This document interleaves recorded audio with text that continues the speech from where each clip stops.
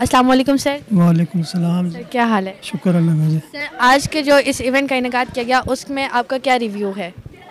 असल में जो मैं आपके इस टीवी के तवज्जुह से लोगों को पैगाम देना चाहता हूँ, एक तो वो ये है कि हम इस कुरान शरीफ को तर्जुमे के साथ सुने।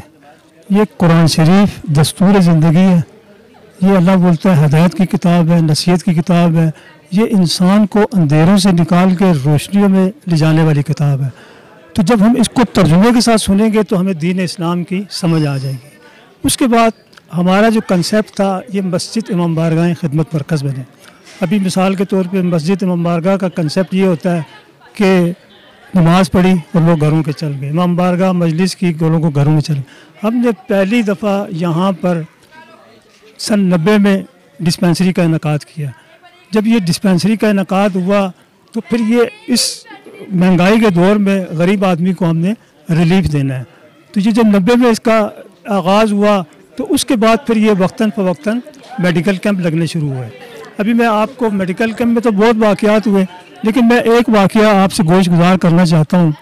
वो इस तरीके से कि हमारे एक कैंप में ये बैतुल-माल के चेयरमैन थे जुमरत खान साहब, वो तशरीफ़ लाए।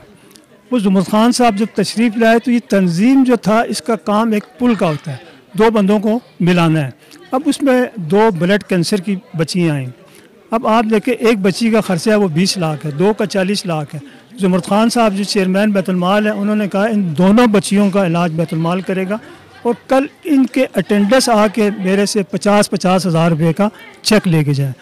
अब इसी तरीके से ये, अब मिसाल के तौर पे मेडिकल कैंप में ये 1 दिन का है, लेकिन अब इसमें इस तरीके से कोई मिसाल के तौर पे पॉलीक्लिनिक है, कम्प्लेक्स है, सेंटर है, या एक मैं आपको मिसाल देता हूँ, कोई हार्ट का पेशेंट है, उसके लिए मुश्किलात है। यहाँ जो कैंप में हार्ट का डॉक्टर साहब आए, उसने क्या किया, उसको अपने अस्पताल बुला लिया। फिर जब उसका इलाज के लिए सिलसिला हुआ तो आपको पता है अस्पतालों के पास बैतुल-माल भी है, ज़कात भी है, फिर वो डॉक्टर उससे ये इलाज करता है। अभी एक दफ़ा हम लोगों ने यहाँ एक कैंप लगाया, वो हेपेटाइटिस सी का था। जो हमारे चेयरमैन थे हेल्थ प्रोजेक्ट के, तो अब हम फ्री कैंप लगाते हैं, तो उन्होंने कहा कि इसकी तो 60-65 रुपये की एक किट होती है, तो आप ये इतना महंगा फ्री किस तरह करोगे? तो हमने कहा हम चंदा करेंगे, देखो ना अगर हो गया तो ठीक है, नहीं तो हम फीस रख लेंगे। अब जब हमने चंदा किया तकरीबन वो कोई 70,000 रुपये हमारे पास चंदा हुआ। अब हमारा जो हीरो डॉक्टर शरीफ अस्तोरी, तो वो पॉलीक्लिनिक में हैं, अब वो पूरी अपनी टीम के साथ है।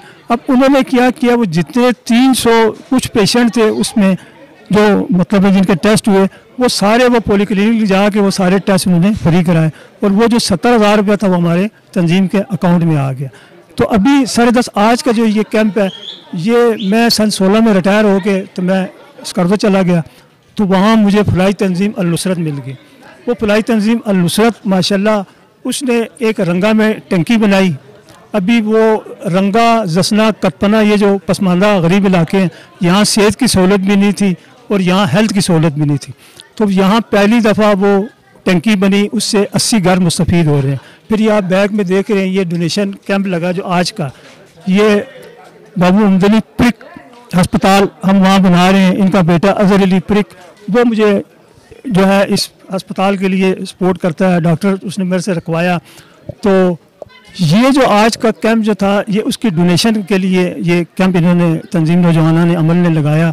इसके अलावा जो है वहाँ हमारा फलाई तंजीम अल-नुसरत है, वहाँ अडालसन सेंटर हमारे वहाँ दफ्तर में है, ये एक KRSP और LSO के तावन से है। उसमें वो बच्चों को कंप्यूटर की तालीम देते हैं। फिर एक बेसिक स्कूल है, तो वो टीचर की सैलरी गवर्नमेंट देती है, वो प्रेप से लेकर 5th तक उसको बच्चों को तालीम फ्री देते हैं। एक हमारा हसन हसरत म्यूज़ियम है, वो माशाल्लाह एक कमरे में पूरा बल्तिस्तान है वो। तो इसी तरीके से हम लोग कोशिश कर रहे हैं कि ये जो फलाई काम है ये ज़्यादा से ज़्यादा फैलें। अब एक आपके तवज्जुह से मैं ये लोगों से अपील करता हूँ कि जैसे हमने ये इमाम बारगाह में डिस्पेंसरी बनाई, इसी तरीके से एक कमरा होता है, देखो ना, उस कमरे में एक ये सारा सेटअप आ जाता है। मस्जिदों इमाम बारगाहों में ये काम होने चाहिए। जब ये मस्जिद इमाम बारगाहों में ये काम होएंगे तो फिर वो जो मस्जिद नबवी का कंसेप्ट है हमारा, कि जो मस्जिद नबवी बनी मदीने में, देखो ना, उसमें ये सारे काम उस मस्जिद नबी में होते थे। वहाँ रफ़ा अमा का काम भी था उसमें बैतुलमाल तकसीम होता था, ज़कात तकसीम होती थी, उसमें जिरगे होते से, सुलह सफाई वहाँ होती थी, अदालतें वहाँ लगती थी।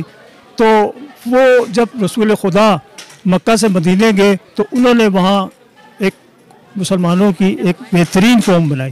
देखो ना, फिर वही मुसलमान थे मदीने के जो मक्का है, और मक्का फतह हुआ और ये इस्लाम बतदरीज आगे फैलता शुरू हो गई। Okay sir, thank you so much. शुक्रिया बेटा, आपका बहुत शुक्रिया।